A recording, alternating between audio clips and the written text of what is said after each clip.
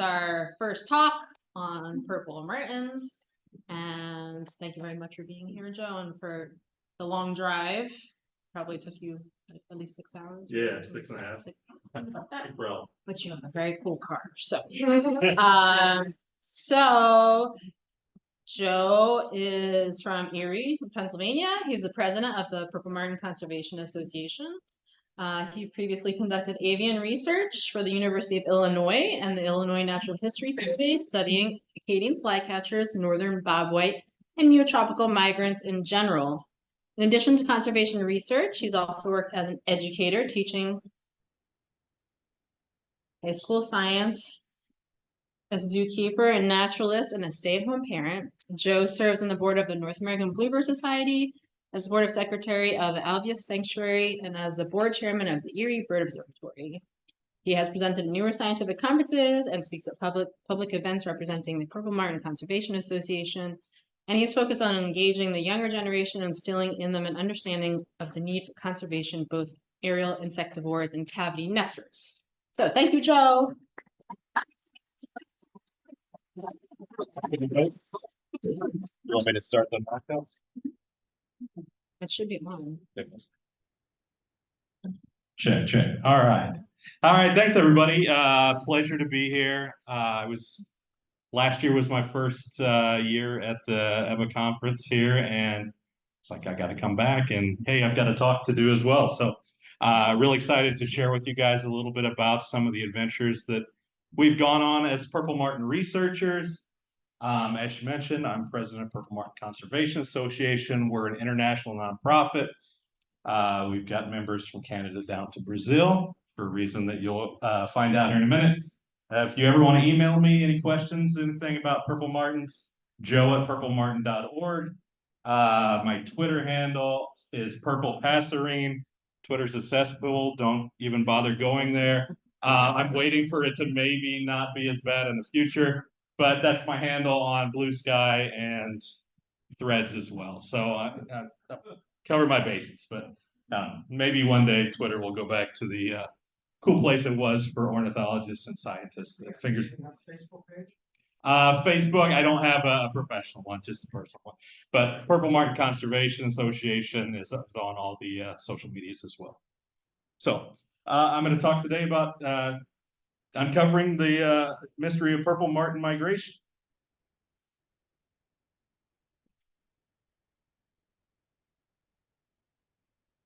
All right, you know these guys. I'm kind of preaching to the choir a little bit about the first few slides of my talk.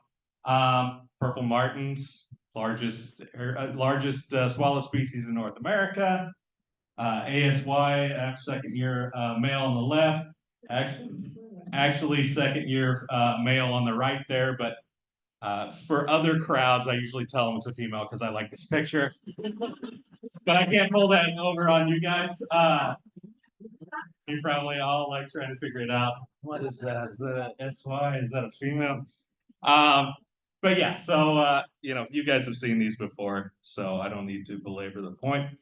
They are an aerial insectivore, and this is how many insects they eat in a year. 250 billion insects. So important species for ecosystem services.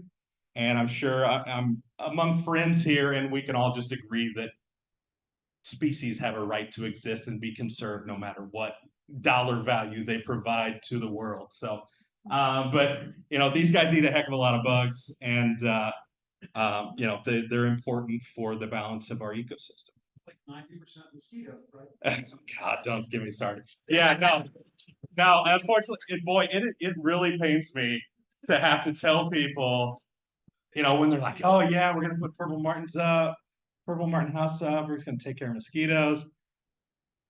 Gosh, what a sales pitch that was for years. Yeah, for so long. Yeah, and it really hurts to. So I usually just kind of nod. Oh yeah, it's gonna be great. Don't forget to put a bat house up too. Yeah, and then we can take credit for what the bats do. So, all right, yeah. So Purple Martins, Prognatubus, 3 subspecies. Most of what we're going to be talking about here is the eastern subspecies, Prognatubus. These two guys are maybe 2% of the total population of purple martins. They have a much different ecology there. These guys nest only in saguaro cactuses. These guys nest some in artificial housing, but mostly in natural woodpecker holes as secondary cavities. So purple martins have a long history with humans. Before European settlement, they had the best of both worlds. They're secondary cavity nesters. They were nesting in woodpecker holes, holes in rocky cliff faces, you know, the typical stuff that cavity nesters like to nest in. But Native American people would hang out these hollowed out gourds and in their communities, and purple martin colonies would take up residence there as well. So they had, natural nesting. They had this kind of artificial cavity nesting habit there with Native American communities. So the reason for that, we're not entirely sure why they were doing that. Yeah, right. Yeah. So, they certainly show up at the same time every year. So they may have been kind of a harbinger of spring, like a calendar. They get very accustomed to the people that are normally around them. So they might have been like a watchdog doing alarm calls if somebody else came into their village.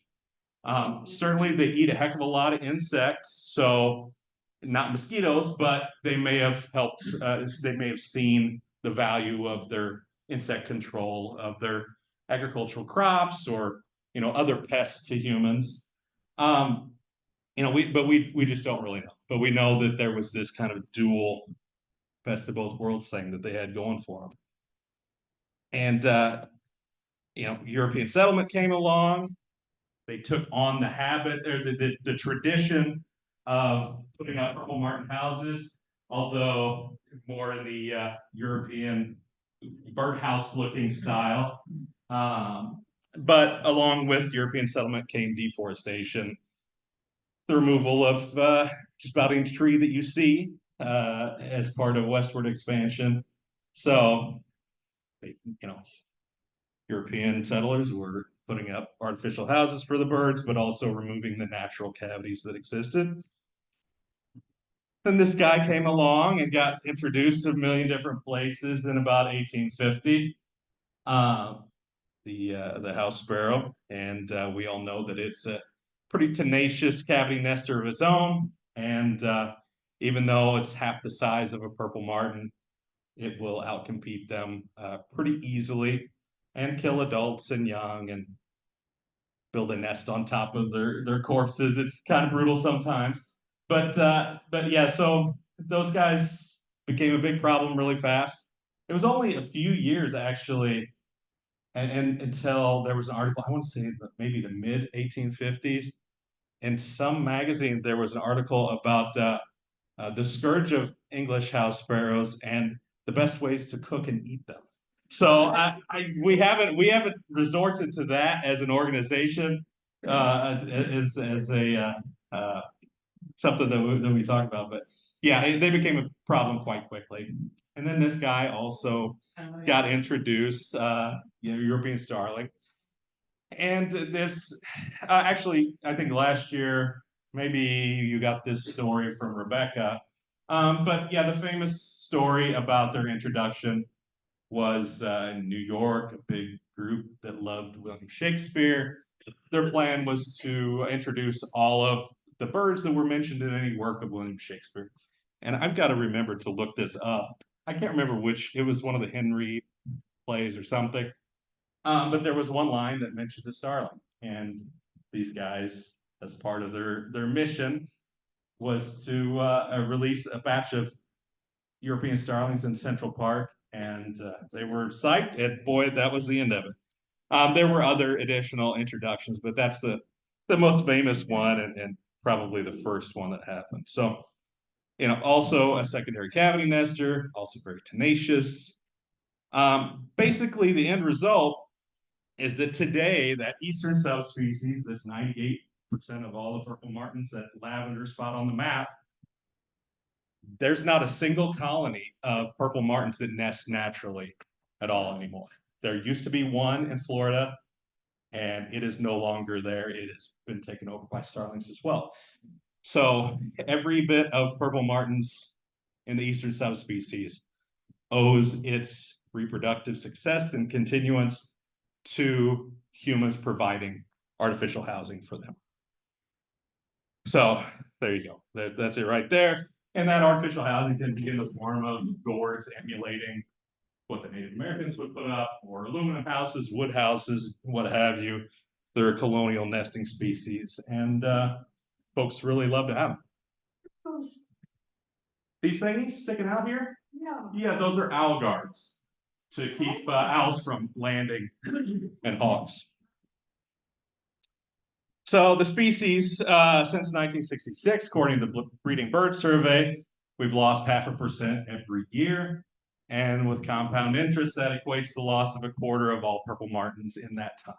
So in the last 50 years, we have 75% of the purple martins that we had 50 years ago. And it's easy to say, oh, you know, that's the housing thing, right? Of course. But that decline echoes that of other aerial insectivores, right? We know the problem, the huge declines in aerial insectivores. So it's not just this housing crisis that purple martins have. In fact, this is the Breeding Bird Survey trend map, and you see it's really kind of a complex pattern of huge decreases in red, which is per year 1.5% or more decrease. I mean, potentially right next to an area of blue, which is 1.5% annual increase over the last 50 years. So what the heck is going on here, right? It's not like an overall decline. It's not really any terribly obvious trends associated with where they are. So there's a lot of complication here that if we want to conserve the species and stem this decline, we need to really look into, right? These guys are neotropical migrants. So we know a heck of a lot about what their biology is here in North America. Any of you who have ever banded purple martins or worked with purple martins, you know, they're pretty darn easy bird to deal with and study because their houses, they're used to people. You just lower the house down, you reach in and you grab. But we really don't know what's going on with them outside of their breeding range. And these guys, non-breeding range is down in Brazil, we now know. And they actually spend more time away than they do here. These are actually tropical birds that just happen to come up here for nesting, and then they turn right back around and go where they started. So I want to take a moment here and just talk a little bit about how we even know anything about bird migration in the first place, right? So now it's obvious, right? We know about birds are here and they move there. But a long time ago, it wasn't that obvious. People were not as mobile. The communication was difficult over long ranges. So, you know, they didn't have this obvious, oh, my birds are over there now. 350 BC, Aristotle saw the European redstart and the European robin arrive at different times of the year. And his assumption was this is just changing. So the redstart is just, you know, what you're seeing as the robin, what we now know as the robin, and the other time of year is just that bird has changed. So, you know, you can see how you would think that, right? Like we know that birds' plumage changes throughout the year. There are other obvious changes with this bird's morphology. But, you know, it kind of makes sense. He was kind of a smart guy. Then we went through the Dark Ages and we got a little less smart, I think. Swedish Archbishop Olaus Magnus got a picture here of these guys fishing. And what does that have to do with bird migration? Well, actually, in that net are birds. You can kind of see their wings there. It falls apart when you zoom in. What he wrote about is how swallows sank to the bottom of ponds and swamps and overwintered in the mud underwater. And in the spring, they came back up. Yeah. And it sounds pretty dumb, right, now that we're thinking about it. I can kind of put myself in his mindset because these birds typically will flock around wetland areas before migrating. So if you see a heck of a lot of purple martins one day out over the swamps, and then a little bit later they're gone, and maybe you found some dead ones in the water, like, oh, okay, yeah, maybe they're sinking down to the bottom in the mud. So that was another thought quite a bit later on migration. But the first real proof of bird migration, and this definitely Rebecca talked about last year, was the file storch, the arrow stork. And this is a stork in Europe. And folks in Europe were seeing, occasionally they'd see these storks with this arrow or spear through its neck that, you know, obviously got shot and lived, but it carried the arrow with it. And when they would, you know, potentially get a hold of these birds, they would identify, hey, this isn't an arrow from around here. You know, we're 1822, we're probably not hunting with rudimentary arrows and spears, and those were actually from Africa. So that was the first real proof that this bird started somewhere else, and then that same exact bird came here, which is what we get at with bird banding, right? That's the whole idea, is that we're identifying a single bird, in some cases a whole lot of single birds, and if you identify and you put a label with one bird, a number or a name, then you can conduct a lot more research and understand that bird's biology a lot more. So PMCA bans a heck of a lot of purple martins. You guys banned a heck of a lot of birds in general. In 1902 is when scientifically organized bird banding began in the United States. This number is a little bit old. I need to update this number. But over 500,000 purple martins have been banded in North America since then. Anybody want to take a guess at the number of band encounters outside of the US and Canada? What do you think? None. No? None? Zero? Anybody else? 100. 100? Fewer than 1,000.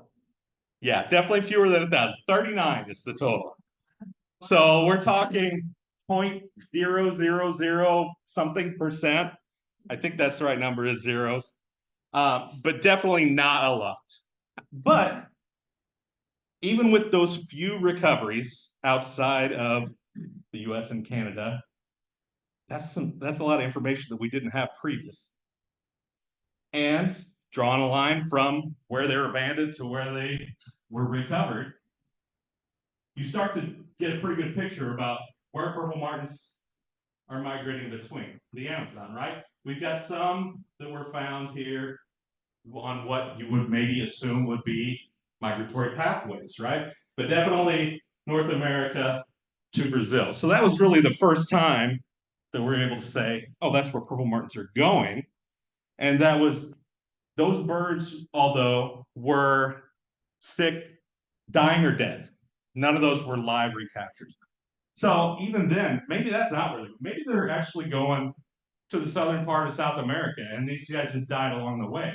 Similarly to what we kind of assume now with hindsight, were why we saw these in Central America.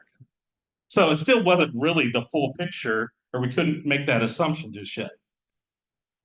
And then I've got this video here of something pretty bizarre, research-wise, that happened in the mid-'80s. It's in Portuguese, so if you guys can speak Portuguese, fantastic. There are subtitles, and I hope you guys are all able to see them. So here we go. A identificação da andorinha azul em São Paulo não foi feita por nenhum acadêmico ou cientista. O engenheiro químico e apaixonado por passarinhos, Dalgas Fish, ainda era menino quando abateu uma andorinha azul para o trabalho de pintura do pai.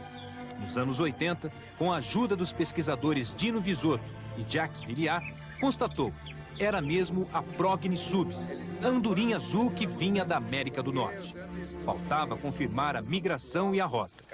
Através da Associação de Preservação da Vida Selvagem, Dalgas conseguiu uma autorização do governo americano para a microetiquetação. Com tinta especial, pintou mais de 300 mil andorinhas em 5 cidades paulistas. Cada grupo recebeu uma cor diferente, só visível com luz ultravioleta. O trabalho em conjunto com sociedades andorinheiras do Canadá e Estados Unidos foi um sucesso. Com a pintura das andorinhas, 2 meses depois, foram recuperados nos Estados Unidos e Canadá 32 aves, o que provou definitivamente que elas migram.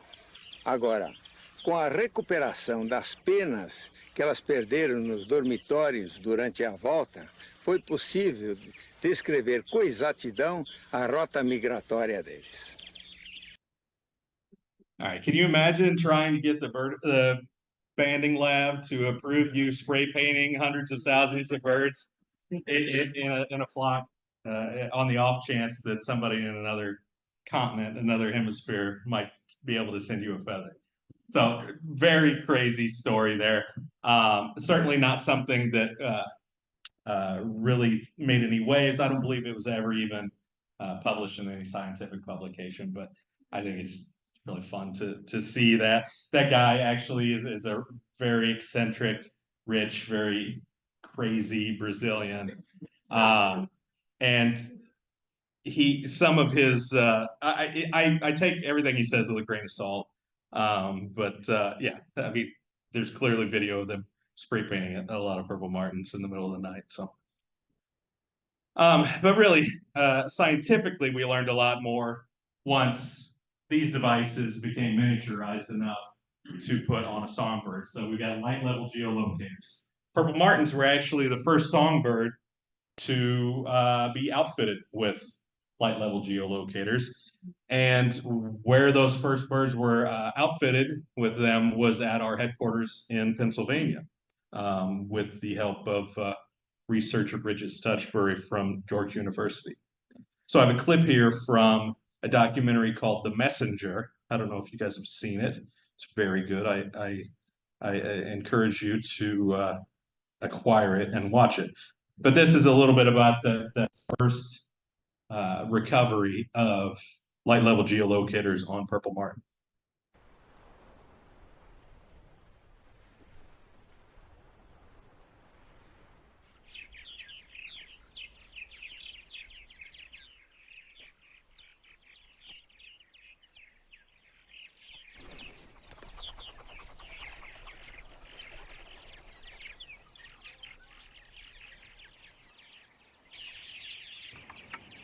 After the food has peaked, the young will starve in the nest.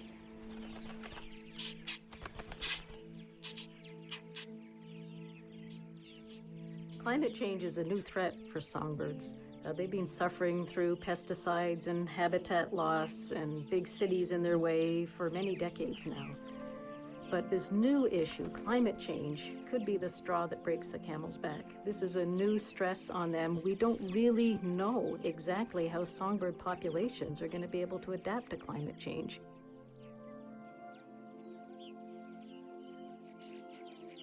If we assume that up until now things have been going down in a steady line, you say, what's the future going to hold? Oh, if we keep going down that line, this is where we're going to be in 30 years. But we don't know that we're on a line. It could be that things spiral out of control and all of a sudden songbirds that are still common now suddenly disappear. All right. I recommended you guys see that documentary. It's not terribly uplifting. I will warn you that. But, you know, with geolocators on purple martins, and now probably all of you have put geolocators on something at one point or another, we learned a lot pretty quickly about purple martin migration and overwintering. So we quickly expanded our work to purple martin colonies all across the range. Kind of our primary partners, obviously us, University of Manitoba, where Dr. Stutchbury, one of her grad students who worked with purple martins, kind of took over. And then our friends at Disney Animal Kingdom, who have a strong research program with purple martins. But we put those things on everywhere we could. And we continue to be able to tell stories like this SY female up in Alberta. Again, a very quick trip to the coast for migration, just 2 weeks. we started to learn, oh, they have about a month-long stopover in the Yucatan, and that's pretty universal with purple martins. So once they get out of the danger of winter weather, they spend time there refueling, because the majority of these migrating purple martins are birds that just learned how to fly a few weeks earlier, right? They're very, very inexperienced and really haven't had a lot of time on their breeding ground to put on much in the way of energy. So that we think that the Yucatan has great importance for that. In about another month, and they're down in the rainforests and the Amazon, spending the entire time down there. And just like Bridget said, you know, racing back to their breeding grounds with, you know, being completely unaware of what the conditions may be there. It's a race to get back. They don't understand that, you know, all these plastic gourds that people are putting up are about the same. They're going back with the instinct that I've got to race back and get the best woodpecker hole. So, you know, they're driven by that instinct. And yeah, they're constantly pushing the limit on what's possible. We have early arrivals every year with you know, increasingly unpredictable late winter weather, early spring weather that wipes out huge swaths of purple martins, especially throughout the north, but sometimes as far south as Texas and Louisiana, like we had a few years ago when they got absolutely blasted around Valentine's Day with that winter weather that, you know, just killed humans and all the animals. So yeah, time away, 263 days. I mentioned that they're tropical birds that breed up here. 22,000 kilometers of travel. Spring migration was only 21 days with an average speed of 600 kilometers per day. So we started to learn a heck of a lot once we were able to put these tags out. And the thing about geolocators is that they're not terribly accurate in location, right? You can get a general location down to a few hundred kilometers, which helps for general understanding of timing of migration, general pathways, but you're not getting fine-scale habitat information. But still, when you get a heck of a lot of tags put together, you can see areas of importance, right? Yucatan Peninsula. Looks like, at least for the birds in Pennsylvania, they all tend to jump across in Louisiana. Certainly a convergence here down in Central America. And then once they get down to the Amazon, they're all over the place. The technology marched on, and we got GPS tags that were small enough and powerful enough to be able to put out on purple martins and get that fine scale geographic habitat use. This is from a paper that we put out in 2016. And each of these colors is a different bird with GPS tags on it. It's kind of quaint looking at it now with the advancements, but those early GPS tags, you could only get like 10 points out of the thing before the battery died or the memory was full. So you had to program it with that in mind. Like, okay, I needed to take these points at this part of the year. But even this was the first batch of GPS tags that we got back. And the eagle-eyed among you might notice that there's like a little pinwheel here in the middle. So these are the sites that we put GPS tags out. We had 6 of them, and 5 of them, 5 birds from 5 of the 6 sites, all used the same little island in a tributary of the Amazon. Which you got to think, what are the odds of something like that, right? We put out just a little handful of GPS tags. And to have 5 of 6 of the locations all have birds that use the same little bitty sandbar in the Amazon, gosh, there's, you know, and that was duplicated not with 5 birds, but we had other ones that had this just totally surprising overlap in sites. Like, oh my gosh, you know, there must be so many birds on this little island. And what is important about that island? What is going on there? So immediately with this GPS data, we're like, there's something pretty amazing going on here. So we jumped in a boat and set out on an expedition to go up the Amazon to some of these locations that were indicated with GPS tags to actually see on the ground, what, you know, how many birds are there? Well, what are they doing? What's so unique about this habitat? This is us making landfall. We felt like explorers, you know. We're just on this island that there's locals that live off in the woods. You know, we're not discovering anything, but you know, we've got our proud gringo picture here. Myself, Kevin Frazier, one of his grad students, Amanda, and Jason Fisher from Disney. There, we're all on this adventure, and you can see the island there behind us. One of these white sand islands, like was in the previous slides. Here's a picture kind of down the side of the island with our boat there, the Mamie Denise. I loved that boat. That was a good boat. And one of the things we went up and down that island and there weren't any birds there. Gosh, we were desperate to find anything. We were looking on every tree trunk. Like, is that bird poop? No, that's just some lichen, you know, this dirt. Like, surely, you know, we've got these GPS tracks that show that there should be so many purple martins here. Where are they? Didn't see any there.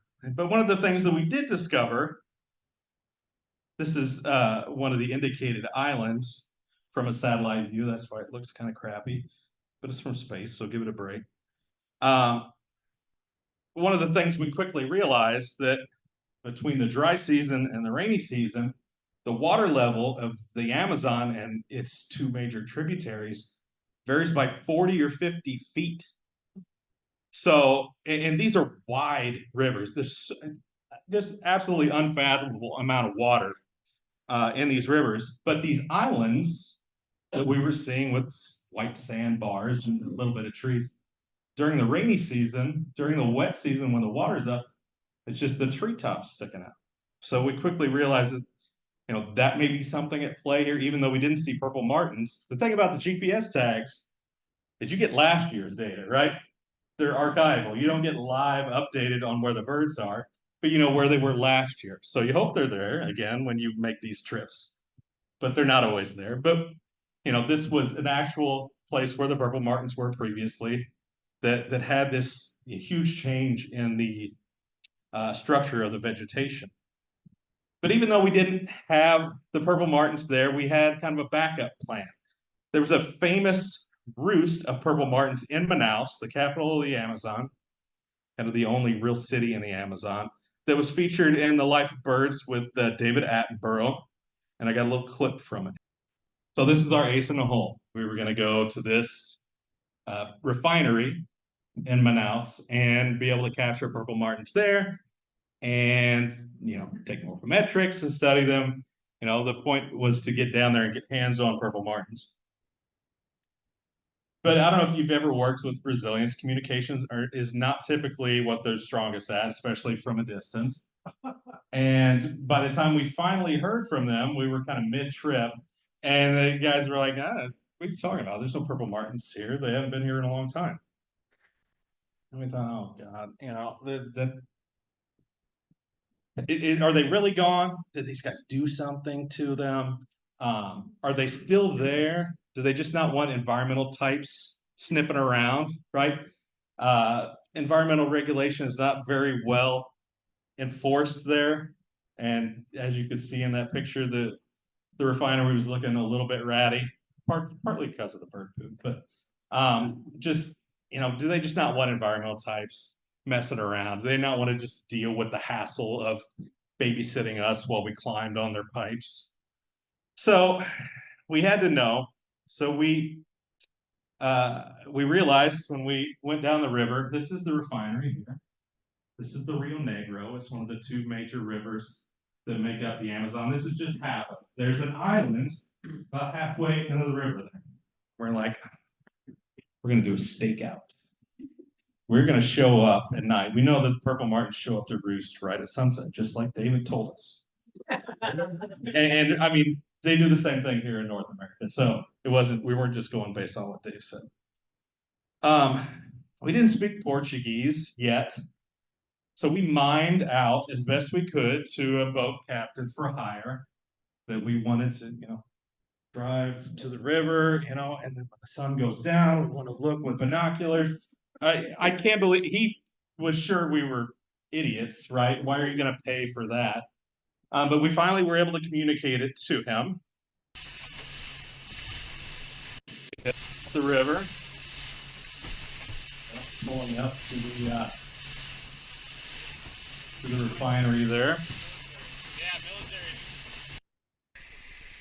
And of course, you're in the rainforest, and it rains. Boy, it rained like crazy, and we couldn't even see across the river. Oh my God, just the worst luck possible. But we rolled up the sides of the little plastic on the boat, and we're sitting there with our binoculars peeking out. And the eagle-eyed among you probably noticed that on that little boat ride we took there, we went by some military boats. There's a military base right next to this refinery. And I was like, oh my God, how suspicious do we look right now? You know, these gringos, and they're over there, you know, looking like snipers or something, just peeking out on this island, looking across. I'm like, we're for sure going to jail. But we wanted to see if the birds were there, right? And we needed to know if we should put more pressure and try to make friends with the folks at the refinery to study, or if we really needed to go back to square one and try and figure out where these birds went. Thankfully, the skies cleared up right at sunset, and there were no purple martins. They truly were gone. So, and we went back kind of with our tail between our legs. We'd learned a little bit, but certainly wasn't a productive trip where we planned to, you know, put on MODIS tags and measure birds and do all this thing, take samples. So we knew we had our work cut out for us. We went back. We formed the International Purple Martin Working Group with partners that we were on the trip with, but also more partners from Brazil, some from up in Canada, and you know, just tried to get the whole gang together to have everybody put work in to try and figure out where the heck are the purple martins. We've heard so much over the years about how purple martins are in every town square in Brazil, and boy, they hate it because they're pooping all over, right? I'm like, oh my gosh, what is going on? You know, we've got big plans to try and figure out what's going on with purple martins in their wintering grounds, but we don't have a purple martin to show for it. You know, we had Brady Bunch meetings on Zoom, as I'm sure you're all used to. We formed a citizen science project called Projeto Andorinha Azul, handing out information to people out there. Hey, you see a group of Andorinha Azuls, you know, reach out to us, please. You know, this is how you can identify them, because down there, swallows, most swallows are kind of just thought of collectively as Andorinhas, as swallows there. They don't because there are a lot of other progeny species, a lot of other species in the same genus as purple martins down there. So some of those are residents, some of those are austral migrants. You know, so we needed to kind of educate the public as to which ones are purple martins that we want to know about. We got plenty of reports on where purple martins might be. We continue to, nobody can see this. This is just a map of a bunch of GPS tracks, kind of all laid out together. So we can, okay, good. Yeah, so we, you know, we continue to put out tags in North America to try and identify where these guys might be overwintering. Identified more islands. There's an island that had the two different colors of two different birds that were spending several nights there. Each one of those points is a night. It's really interesting when you get a GPS track that shows where a purple martin was roosting, because it shows this kind of spoke thing, right? We got a point at night where they're all sleeping together. In the daytime, the midday point is out here. And it really is pretty obvious where these roosts are when you look at that data. But again, it's a year late. Here's that island, dry season, rainy season. We went to southern Brazil, where we had all these reports historically of purple martins are in all these small community squares, going through the countryside, going through the rainforest, looking in those small community town squares in Sao Paulo State, looking above the rainforest. Nothing to show for it yet. While we were above the rainforest, we installed the first Modus towers in the Amazon. Really proud of what we did there. But this is an observation tower up above virgin rainforest north of Manaus. And we actually put up two. That's it on the left there. And then another Modus tower off of the Rio Negro, near where we were starting to feel like we were pretty sure we were going to find a purple martin roost. And here's a map. These are my little yellow dots. I'm so proud of the yellow dots. But all alone in the middle of the Amazon, right? We need more. So we left Brazil, but I knew we were very close. And I said, I will come back as soon as you tell me there's purple martins, because we had a box full of Modus tags ready to go.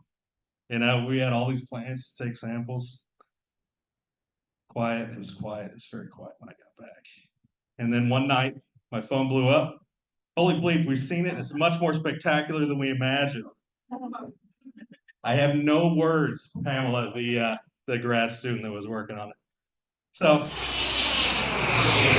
yeah, I hopped right back on the plane, heading south. And went straight to the flooded rainforest. This is us on our way out to see the purple martins for the first time. So when the water comes up so far, it also goes out very far in this habitat called EBBA, the flooded forest seasonally. It's amazing. It really is amazing. And we got there. I don't know if people in the back can see this. It's not a great, but I was so excited to take this video for the first time because right on cue, hundreds of thousands of purple martins show up. We were so psyched. You can probably see it a little better in this picture. What no videos or pictures really do justice is the depth of this flock. So you can see close birds. You look and your eyes kind of focus a little farther. Like, there's just as many, if not more, farther up. And then you look a little bit past that in the sky. Like there's that even more up there. There's so many that show up, and they all come in to roost on this island. So here's Pamela, the grad student, who was really proud. Yeah, that was the first bird we had in hand. And I'll talk a little bit about our work there. This is us doing some work there. And once I got back after doing this field work, I picked up one of our GPS tags the following season. And this is one of my birds from Pennsylvania that was on that same island. It was there a week after I left. So we just missed being there together. Here's the animation of the GPS tags from that year. The blue one is that bird.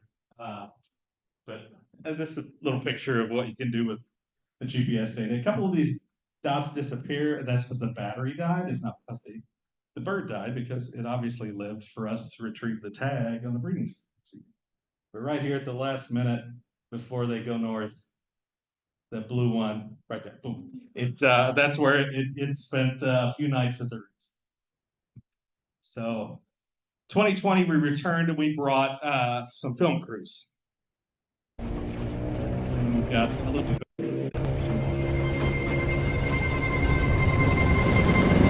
The island that we're going to, the name of it is Ilha de Kumuru.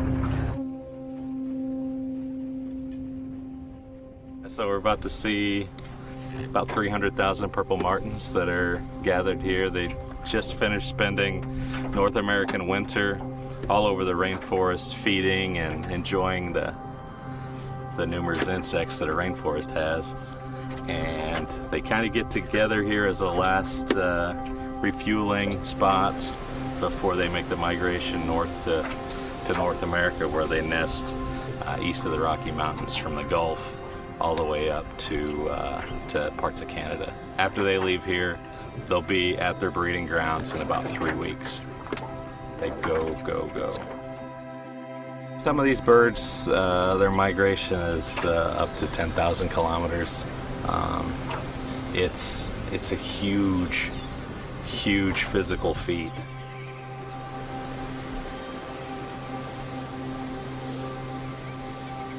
So when the birds finally dive in and it creates a wind and the sound of just these birds flying by you at high speed in unison, it gives you goosebumps.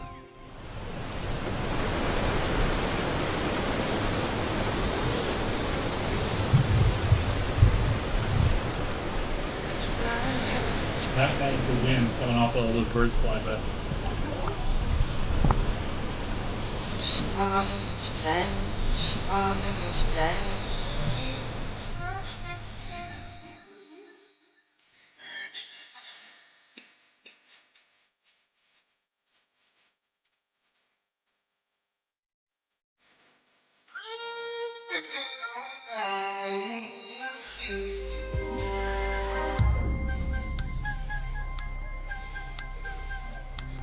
So yeah, they fill the sky. I don't know if you've ever been to a purple martin roost. They do it here in North America as well.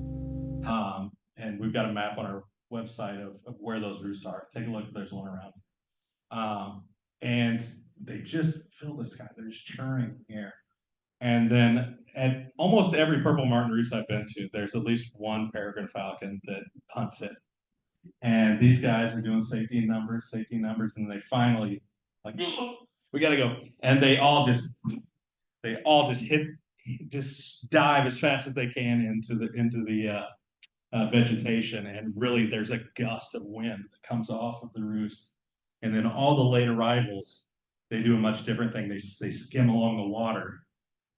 They're going low and fast to avoid being preyed on. But something pretty amazing also happened on this trip, and here's the video of that.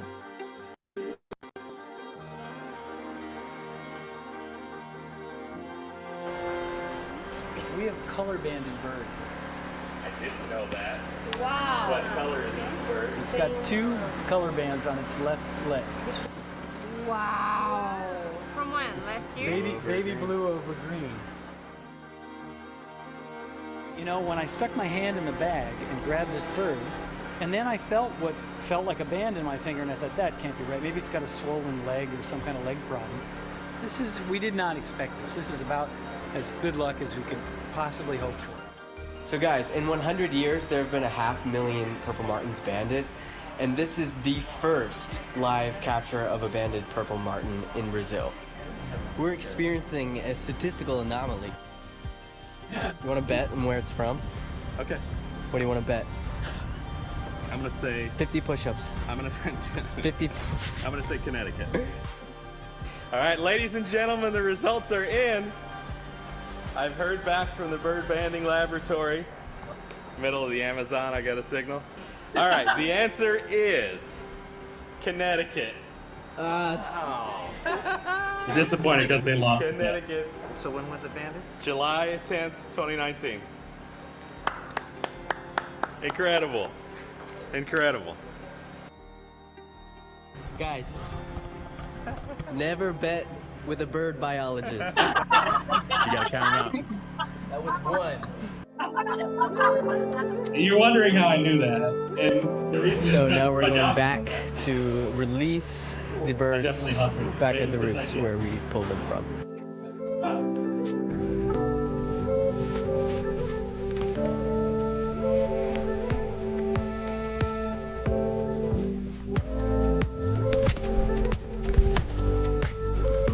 One of the reasons we put motor tags on out there is to understand the length of time that they've been at the roost.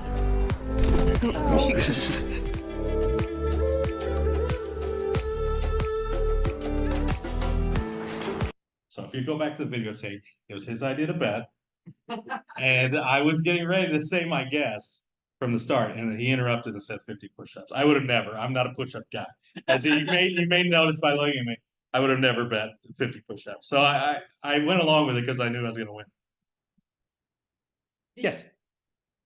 The bird had been banded in 2019. When was this? This was 2020. Okay. So it was banded the previous year. Do you know where in Connecticut? That one was banded in central Connecticut. I cannot remember the name of the town, but it was part of the overall kind of, there was an organized banding program with purple martins going on there at the time with the Connecticut DEP and other purple martin landlords. And they were color banding birds along the coast, and they're color banding birds inland to see if there was movement between the two kind of populations as part of that. Oh, okay. But anyway, so we went forward. And This was the first one that was alive and healthy. So pretty incredible to be a part of that. Just real quickly, we went back in 2022, back to the island. More fantastic video and pictures to show for it. But we also found another banded bird that year. I was sure that so yeah, we went there, and one of the Brazilian researchers we were there with, she was like, "We're gonna find a banded bird this year." I know it. You're crazy. You know how unlikely that was to happen last year? And sure enough, we reached in a bag and pulled out another one, also from Connecticut, also from that same part, that's that same study. It's not that Connecticut was putting way more purple martin bands out than other people. It's just I think the timing of our trip matched when those birds were doing their last refueling, because our thoughts on this roost are that it is kind of the final staging point before they migrate north. So, and I could talk a little bit more about the research that we've done there and all that, but no push-ups. I was, yeah, no, I probably owed push-ups for that, but I bought her a drink. But anyway, that's the story of how we've come to know a lot more about purple martin migration using banding and advanced technologies along the way. Yeah.